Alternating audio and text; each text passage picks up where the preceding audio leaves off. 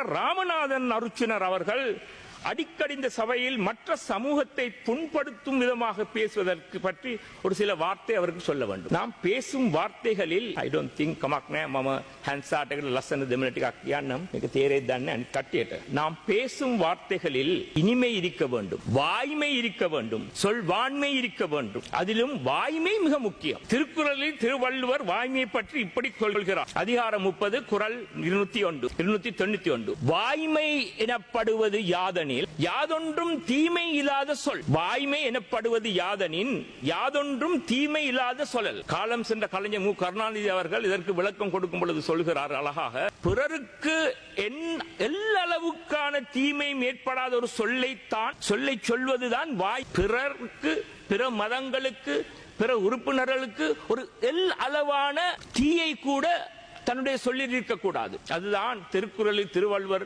சொல்லியிருக்கின்றார். மேலும் பாராளுமன்ற உறுப்பினர் கௌரவ பாராளுமன்ற உறுப்பினர் என்று நாங்கள் எங்களை அழைத்துக் கொள்வோம். கௌரவ பாராளுமன்ற உறுப்பினர் ගරු පාර්ලිමේන්තු මන්ත්‍රී කියලා අපිට අඬ ගහන්නේ. මේ ගරුත්වය අපි බේර ගන්න එපා. அது சம்பந்தமாக ஒரு திருக்குறளின் ஒரு திருவள்ளுவரின் திருக்குறளை நான் சொல்ல விரும்புகின்றேன். ஒழுக்கம் விழுப்பம் தரலான் ஒழுக்கம் உயிரினும் ஓம்பப்படும். ஒழுக்கம் விழுப்பம் தரலான் ஒழுக்கம் உயிரினும் ஓம்பப்படும். அதாவது ஒருவருக்கு உயர்வு தரக்கூடியது ஒழுக்கம் என்பதனால் அந்த ஒழுக்கமே உயிரை விட மேலானது.